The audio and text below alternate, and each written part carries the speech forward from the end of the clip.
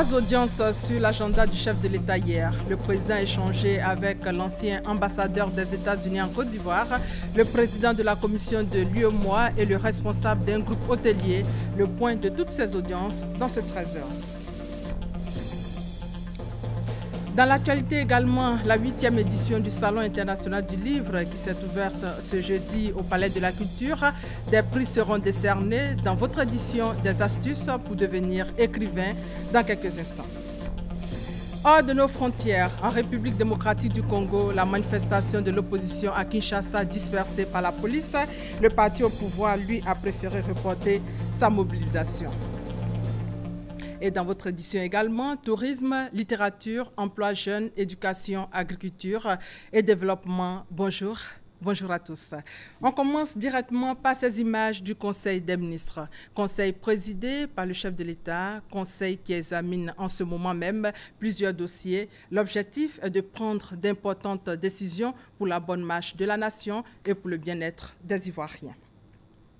Après ce conseil, à 17h, aura lieu la cérémonie de prestation de serment des nouveaux membres de la Cour de justice de l'UEMOA, toujours en présence du chef de l'État. Le président, justement, qui a échangé hier successivement avec l'ancien ambassadeur des États-Unis en Côte d'Ivoire, Philippe Carter III, le président d'un groupe hôtelier et le président de la commission de l'UEMOA. Ces personnalités sont venues faire le point de leurs activités au chef de l'État. La synthèse de toutes ces audiences avec Jérôme Kofiablé. Plusieurs rencontres ce mercredi au palais présidentiel. Le président de la République, Alassane Ouattara, y a reçu successivement 3 personnalités. C'est l'ancien ambassadeur des États-Unis en Côte d'Ivoire, Philippe Carter III, qui le premier s'est entretenu avec le chef de l'État. En tant que vice-président exécutif de Jefferson Waterman International, Philippe Carter III dit avoir échangé avec le président de la République sur le développement de la Côte d'Ivoire, qui pour lui constitue un modèle. Mon objectif ici, c'est pour reconnecter avec les autorités ivoiriennes et la société ici généralement, pour regarder comment on peut contribuer à le développement de cet grand pays. C'est clair que la Côte d'Ivoire, c'est un bon modèle. Nous avons aidé le gouvernement dans les domaines de sécurité, de les questions commerciales. Après l'ancien diplomate américain, c'est au tour du président de Résidor Hotel Group d'être reçu par le président Alassane Ouattara dans le cadre de l'inauguration de Radisson Blu Hotel Abidjan Airport. On est très content d'arriver avec un Radisson Blu dans la capitale de Côte d'Ivoire. C'est un moment important pour nous. C'est notre 36e hôtel en Afrique et ça ne sera certainement pas la dernière hôtel qu'on tient d'ouvrir ici en Côte d'Ivoire. Troisième et dernière personnalité reçue par le président de la République, Alassane Ouattara, le président de la commission de l'UEMOA. Pour Cheikh Agibou Soumaré, il s'agit de faire le point des activités au président Alassane Ouattara en sa qualité de président en exercice de l'UEMOA. Nous étions venus particulièrement pour lui rendre compte de ce que nous sommes en train de faire, la restructuration de la commission sur beaucoup d'autres dossiers, dont la primeur reviendra au chef d'État, qui vont valider donc les dossiers de la conférence. Donc nous lui avons rendu compte et nous avons reçu aussi ses instructions concernant cela. Nous lui avons également parlé de l'état d'avancement du dossier paix et sécurité. Nous sommes en train d'afficher les taux de croissance les plus élevés, dont le moteur qui est aujourd'hui la Côte d'Ivoire, qui affiche les taux les plus élevés à travers le monde, donc va tirer toutes nos autres économies. Mais pour que cela soit, il faut que les aspects de paix et de sécurité soient mieux gérés dans notre région. Par ailleurs, selon Cheikh Agibou Soumaré, la rencontre avec le président Alassane Ouattara vient en prévision d'une réunion de réflexion le 27 mai à Abidjan et de la conférence des chefs d'État et de gouvernement de l'UEMOA prévue le 5 juin prochain dans la capitale sénégalaise. Et vous l'avez entendu, la sécurité sera au cœur d'une rencontre des chefs d'État demain. Ce sont les chefs d'État de l'UEMOA qui vont se concerter sur les questions de paix et donc de sécurité. La rencontre aura lieu ici même à Abidjan. L'actualité, c'est aussi la 8e édition du Salon international du livre qui s'ouvre ce jeudi et ce jusqu'au samedi 28 mai 2016 au Palais de la Culture. Le salon s'ouvre autour du thème « Le livre, lieu de mémoire et porte d'avenir ». Au menu cette année, plusieurs prix et une série de dédicaces. Mais déjà cette interrogation, pourquoi lire? Comment devient-on écrivain? Le métier d'écrivain nourrit-il son homme? Écrivain et professionnel se prononcent dans ce reportage d'Issayo et d'Abou Sanogo. Écrire un livre est une nécessité vitale d'expression. Selon que vous écrivez pour vous, pour vos proches ou pour le grand public, le degré d'exigence n'est pas le même. L'envie d'écrire diffère d'un écrivain à un autre. On peut naître écrivain, c'est-à-dire avoir un rapport affectif avec le mot qui fait que même quand le mot est déraisonné, quand même le mot a perdu la raison ou il est devenu aveugle, on accepte qu'il nous guide, on accepte de le suivre, on lui fait totalement confiance. C'est à ce moment qu'on est écrivain. Si vous voulez savoir raconter, il faut savoir lire, il faut savoir comprendre. Il faut lire, pas pour copier, mais pour avoir une idée quand même de la façon dont on s'y prend pour raconter une histoire. Fatou Keïta a été révélée par ses écrits pour les enfants. Mais c'est par le roman qu'elle s'impose dans la littérature ivoirienne. J'ai été visible à partir du moment où j'ai écrit un roman. Ça change, ça change. Maintenant, les gens se rendent compte de l'utilité de la littérature pour la jeunesse. À l'époque, ce n'était pas tellement le cas. La Côte d'Ivoire regorge de beaucoup d'écrivains. Mais tous sont unanimes que le métier ne nourrit pas son homme. Je ne conseille personne à venir dans l'écriture par envie de se faire de l'argent. Ce n'est pas un espace indiqué pour cela. Quand on veut faire de l'argent, on fait du commerce. Même en Europe, même en France, il faut vraiment sortir un ouvrage, par exemple, je dirais 100 000 exemplaires, 50 000 exemplaires. Ce n'est pas donné à tout le monde. Toutefois, Fatou Keïta reconnaît que les retombées de l'écriture sont énormes. Je ne sais pas si j'avais fait un autre métier, si j'aurais autant voyagé. J'ai fait le tour du monde. J'ai serré la main de Nelson Mandela. Je ne sais pas si vous vous rendez compte. C'est une richesse, c'est une grande richesse. Desmond Tutu, j'ai serré sa main, j'ai rigolé avec lui, j'ai parlé avec lui. C'est un homme très jovial et tout. Fort de ses avantages, justement, le public est invité à s'adonner à la lecture. La culture, c'est la semence de l'esprit. Et l'agriculture, c'est la semence de la terre. Alors, on ne peut pas se lever, on ne peut pas engager son être dans l'aventure que constitue le monde aujourd'hui si on n'absorbe pas. Et l'une des meilleures méthodes, c'est la lecture. Le Salon international du livre qui démarre ce jeudi sera donc l'occasion pour les écrivains de partager leurs expériences avec les lecteurs. Voilà le Salon du livre qui s'ouvre donc aujourd'hui pour prendre fin le samedi, doit composer avec la saison des pluies. Mardi dernier, Abidjan était sous les eaux. Ce matin, pour le moment, pas de pluie, mais cette année encore, la direction de la météorologie nationale annonce de grosses pluies, inondations, rafales de vent. Les populations sont invitées à libérer les canaux d'évacuation. Baraki Sabamba et Ami Sissoko. Saison des pluies. Pour la seule journée d'hier mardi, Abidjan a enregistré 98 mm de pluie. Selon la direction de la météorologie nationale, cela peut avoir des conséquences. Nous éditons pendant la saison des pluies un bulletin risque d'inondation. Nous avons eu environ 98 mm de pluie. Nous éditons ce bulletin lorsque, en 3 jours, nous dépassons 100 mm de pluie. Donc vous voyez, on a pratiquement atteint ces 100 mm-là. Ça veut dire que notre sol commence à être saturé en eau. Donc une fois qu'il est saturé, l'eau va commencer à ruisseler parce que cette eau ne pourra plus s'infiltrer dans le sol. Et c'est en ce moment que ça devient dangereux pour les populations. Dans les villes de l'intérieur, on note 34 mm de pluie. Cette année, les zones du littoral, le sud forestier et l'ouest du pays connaîtront de fortes précipitations. La fréquence des pluies annoncée est de 1 jour sur 2. La saison des pluies ne vient pas de commencer. Elle a débuté depuis le mois d'avril. Seulement que les épisodes de pluie n'étaient pas assez rapprochés, ce qui donnait l'impression aux populations qu'on n'avait pas encore commencé notre saison des pluies. Sinon, nous sommes pleinement dans la saison des pluies. Donc, les épisodes de pluie sont beaucoup plus serrés et nous avons de plus grandes précipitations. Cette saison des pluies sera accompagnée d'orages et de rafales de vent. Chaque fois que nous aurons de grandes pluies, il va falloir aussi s'attendre à de grands vents. Parce que nous avons affaire à des systèmes pluvio-orageux mobiles. Donc ces systèmes pluvio-orageux mobiles ont des vitesses de déplacement.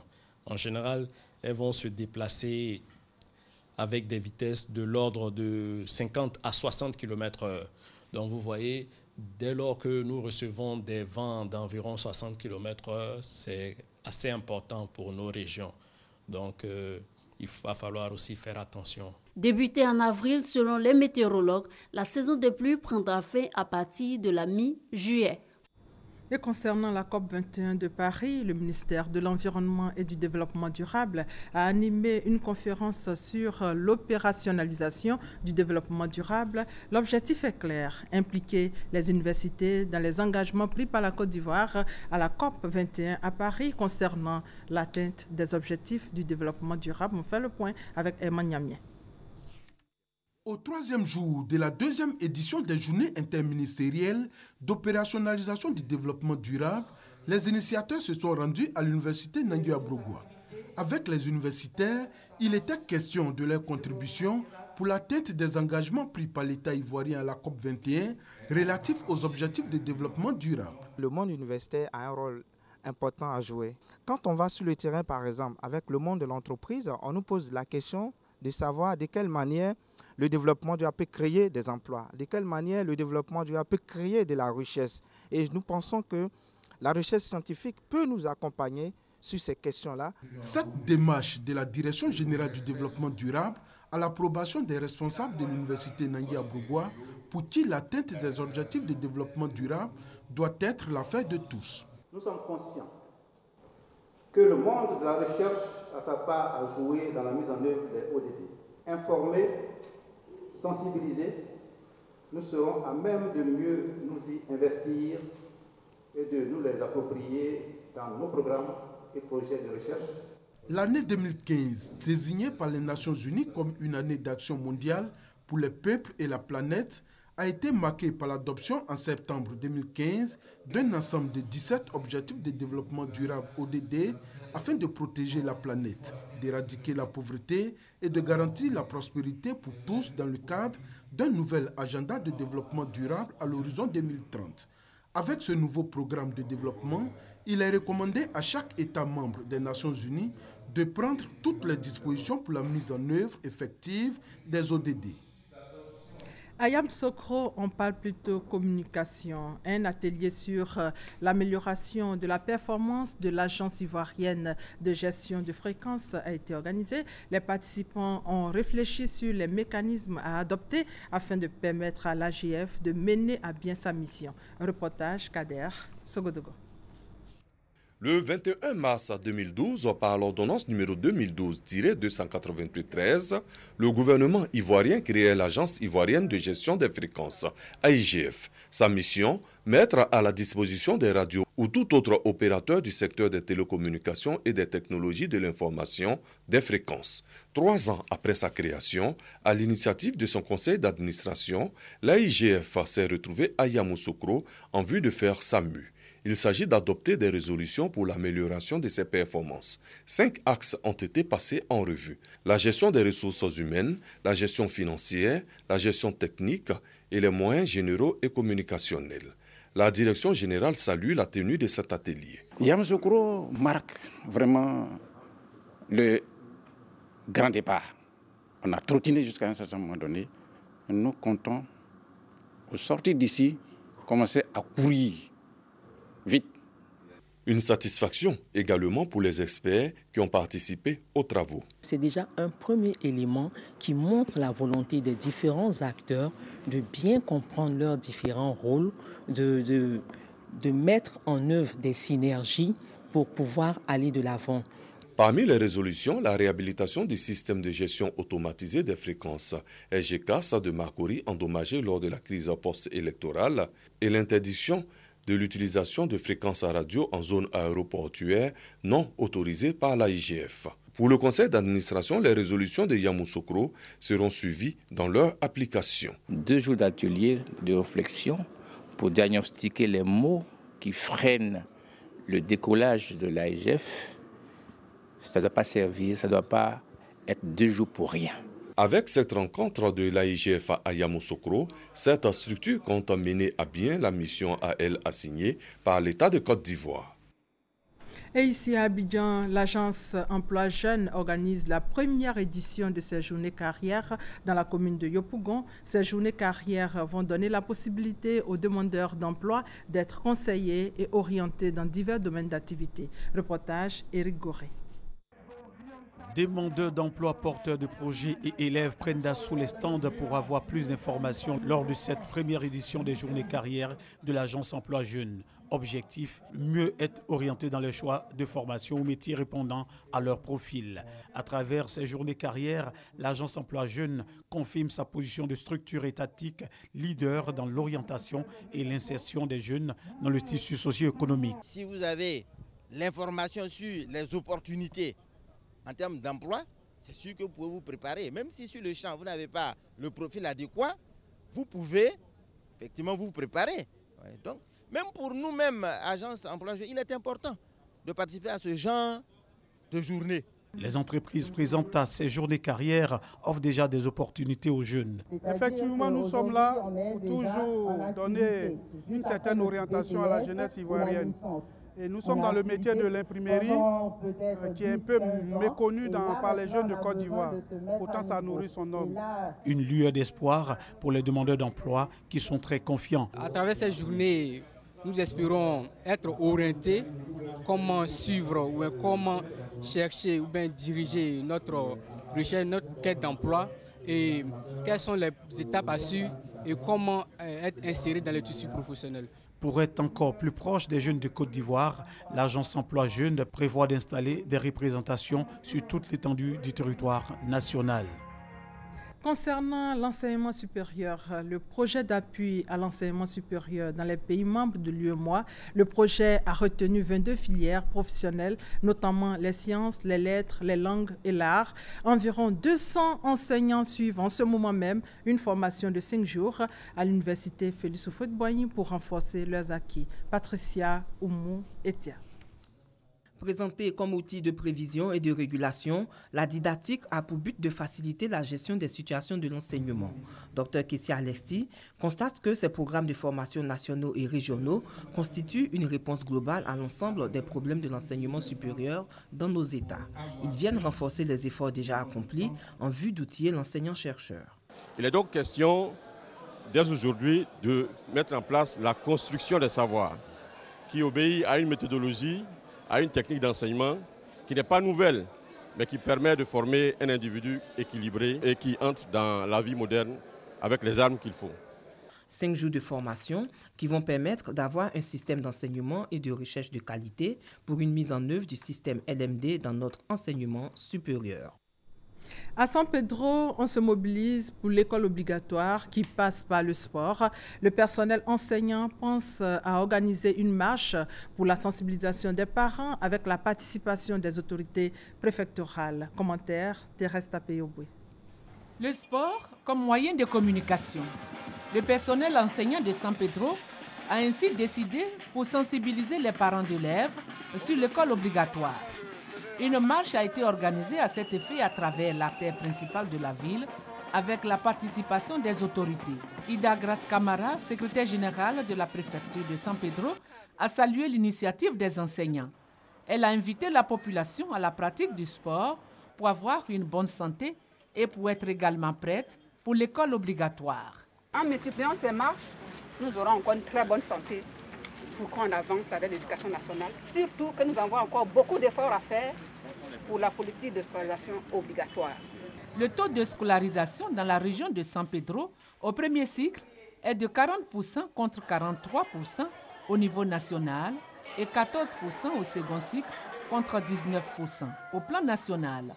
Il faut donc mener des actions pour faire mieux. D'où cette sensibilisation par le sport à San Pedro. Baptême de la 39e promotion du CAFOB de Gagnoa, une promotion forte de 290 enseignants au service de l'école ivoirienne pour la rentrée scolaire 2016-2017. Cérémonie de sortie avec Hassan Khan et Chris Larsen. Selon le ministère de l'Éducation nationale, on estime à 12 000 le déficit d'enseignants au primaire public. Pour réduire ce déficit, 290 nouveaux instituteurs sont à la disposition du système éducatif national pour la rentrée scolaire 2016-2017. Ils sont issus du Centre d'animation et de formation pédagogique de Gagnoa et représentent la 39e promotion du centre. Ces enseignants ont intégré le CAFOP en vue d'une formation de 2 ans. Formation au-delà de leurs attentes. Nous sommes très prêts pour aller sur le terrain, pour faire face aux difficultés du terrain. Nous sortons avec une autre idée de l'instituteur. L'instituteur, c'est celui même qui est au centre de la formation d'une population vraiment qui est à la base d'un développement, à la base d'une émergence. Les nouveaux instituteurs ont marqué la fin de leur formation par le baptême de la promotion. Occasion pour ces instituteurs de recevoir les conseils des autorités éducatives et politiques de la région du Caire. Il faut qu'ils travaillent bien. C'est maintenant le plus dur va commencer pour eux. Et l'année prochaine, ils seront titularisés. S'ils appliquent, ils mettent en pratique les conseils que le père Baba Kaké a donnés, je pense que demain, nous aurons des élèves disciplinés. Les meilleurs de la promotion ont été récompensés pour leurs excellents résultats au cours de cette formation. 13h21 maintenant, le Radisson Blu Abidjan a ouvert ses portes hier. C'est un hôtel de 5 étoiles, c'est un hôtel de plus de 260 chambres. Cérémonie de coupure du ruban en présence du ministre d'État Amadou Gon Coulibaly. Il a traduit les félicitations du chef de l'État au promoteur du projet. Le reportage de Lassine Bakayoko est commenté par Adama Kone. Avec ses 261 chambres, le Radisson Blu d'Abidjan, établissement hôtelier de catégorie 5 étoiles, va permettre de créer 260 emplois directs et 600 autres indirects. Situé à 500 mètres de l'aéroport international Félix Houphouët-Boigny, ce joyau architectural est l'œuvre de l'homme d'affaires ivoiro-malien Komé Cessé, un symbole d'intégration économique mais surtout une nouvelle manifestation de l'hospitalité ivoirienne. Je voudrais remercier cette nation et ce grand peuple, seul capable de donner sa chance à n'importe quelle personne venant de partout dans le monde. Dans ce pays, la volonté, l'engagement, le sérieux et la détermination sont les seuls gages de la réussite. Montant de l'investissement, 60 milliards de francs CFA. La Côte d'Ivoire, désignée pays le plus attractif de l'Afrique subsaharienne, voit son futur touristique en rose. L'avenir s'annonce prometteur. Avec l'amélioration du cadre institutionnel et juridique dans notre secteur, ainsi que de l'offre et des services, l'environnement est devenu plus attractif pour de nombreux investisseurs désireux de prendre dans le train du second miracle économique ivoirien en préparation. Avec le Radisson Blu, la compétition est engagée. D'ici la fin de l'année, de nombreux projets sortiront de terre dans le district d'Abidjan et à l'intérieur du pays, venant confirmer le dynamisme du partenariat public-privé dans le secteur du tourisme et de l'hôtellerie. Afin d'accroître l'offre touristique, renforcer les capacités des acteurs du secteur du tourisme et faire en sorte que le Fonds de développement du tourisme puisse avoir un accès de plus en plus facile pour les opérateurs de ce secteur. Je voudrais donc souhaiter plein succès au Radisson Blu Hotel, qui doit devenir et demeurer un élément de fierté supplémentaire pour la Côte d'Ivoire. Ce projet est l'aboutissement des nombreuses réformes initiées par le gouvernement. Des réformes qui ont aujourd'hui permis d'améliorer la contribution du secteur touristique au produit intérieur brut PIB, qui est passé de 1,6% en 2012 à 4,8% en 2014, avant de se maintenir au même niveau en 2015. Dans le domaine de l'agriculture, les acteurs impliqués dans l'exécution du projet Propacom se sont retrouvés à Boaké pour s'imprégner et planifier les projets à exécuter au menu des réflexions et partage d'expériences sur les différents projets. Reportage Charles Tatou. Initié par le ministère de l'Agriculture et du Développement rural avec le cofinancement du FIDA, le Propacom, projet d'appui à la production agricole et à la commercialisation, vise à réduire la pauvreté rurale et à stimuler la croissance économique dans les districts de la vallée du Bandama, des Savanes et du Zanzan. Objectif, améliorer durablement la sécurité alimentaire et le revenu des populations des zones du projet à travers notamment l'accès des petits producteurs à des services de production efficaces, à des technologies appropriées et au marché. Ici, l'État entend la renaissance des activités de culture de riz irrigué, de maïs et des cultures maraîchères. Cette région administrative bénéficie donc de ce projet qui, du reste, a été étendu à l'ouest et le nord-ouest avec un rajout de 2 cultures, le riz pluvial et le manioc. Les initiateurs ont décidé d'exécuter les 2 projets sous forme d'un programme. Il s'agit aujourd'hui pour les cadres du projet et pour tous les partenaires qui sont impliqués dans la mise en œuvre du projet, de s'approprier le projet, de savoir de quoi on parle. Quels sont les résultats qu'on doit atteindre à la fin du projet? Le projet fait suite à un projet appelé le projet de réhabilitation qui a été initié par le FIDA et l'État de Côte d'Ivoire pour faire face aux effets de la crise. Durant 5 jours, échanges, réflexions et partage d'expériences meubleront les travaux de cette rencontre. Parlons développement avec l'ONG OINE qui signifie en langue dida entraide et solidarité, qui vient de mettre sur pied un projet. Il s'agit d'inculquer aux enfants les valeurs d'entraide, de civisme, de morale et d'ardeur au travail, nous dit Mamadou Kwasi. Créer un cadre permanent de rencontres et d'apprentissage à la vie adulte et communautaire pour les enfants. Tel est l'objectif du projet OINE, qui signifie en langue dida solidarité entre enfants. Une initiative de l'ONG OINE. Pour la phase pilote de ce projet, c'est le village de Yakoli Dabou, village situé dans la sous-préfecture de Lilio, dans le département de Soubri, qui a été retenu. Il s'agit d'inculquer aux enfants les valeurs d'entraide, de civisme, de valeurs morales et d'ardeur. Le projet OINE vise à élever le niveau de nos enfants, à les préparer à la vie adulte, apprennent, retiennent et mettent en œuvre exactement les principes qui leur sont communiqués et inculqués, de sorte à pouvoir avoir demain des citoyens beaucoup plus avertis sur les questions de développement. À travers le projet OINE, les enfants du village de Yakoli Dabou recevront aussi des formations complémentaires à celles dispensées au sein des écoles classiques, afin de les confronter aux réalités de la vie. En créant OINE, vous avez bien voulu associer les enfants de Yakoli à l'apprentissage de la gestion communautaire. Et vous avez vu juste, car ne dit-on pas que l'enfant d'aujourd'hui est l'adulte de demain. L'ONG OINE, créée en 1997, s'est engagée dans la lutte contre la pauvreté, et ce, à travers des actions sociales telles que la construction d'écoles, d'hôpitaux et la création de fonds d'entraide. Hors de nos frontières, et c'est en image, à Kinshasa, en République démocratique du Congo. Ce jeudi 26 mai était placé sous le signe de la mobilisation pour l'opposition. Des manifestations sont prévues pour dénoncer l'arrêt de la Cour constitutionnelle qui permet à Joseph Kabila de rester en fonction au-delà du terme de son mandat en décembre si son successeur n'est toujours pas élu. La marche à Kinshasa a commencé avant d'être dispersée par la police, malgré les interdictions formulées par les autorités dans 3 provinces, Nord Kivu, Kasaï oriental, Haut-Katanga.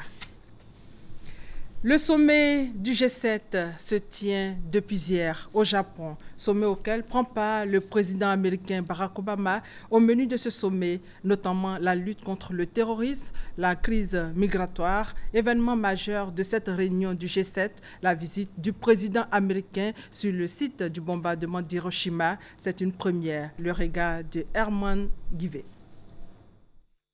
1945, nous sommes en pleine guerre mondiale. Au matin du 6 août, un bombardier américain décharge sa cargaison sur la ville d'Hiroshima au Japon. Il est 8h15, 70 000 personnes sont tuées sur le coup, 140 000 morts au total à Hiroshima. 3 jours après ce bombardement, la ville de Nagasaki essuie à son tour la colère de l'Amérique.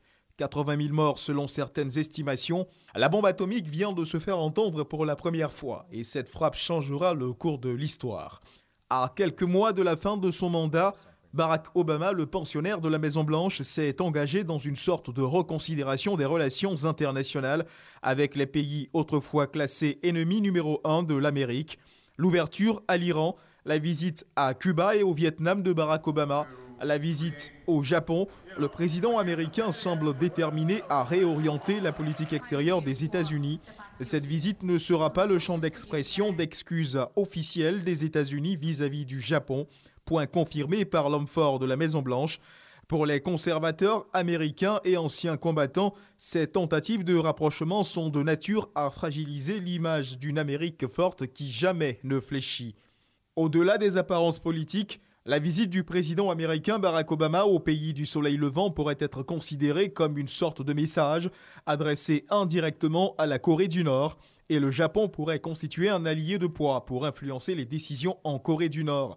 Le jeu politique en vaut la chandelle pour un président en fin de mandat dont le bilan à mi-parcours a été bien souvent critiqué par l'opinion américaine. Coup médiatique ou volonté manifeste de tourner la page, Barack Obama, le président américain, lui semble bien déterminé à préparer de la plus diplomatique des manières sa sortie de la Maison-Blanche.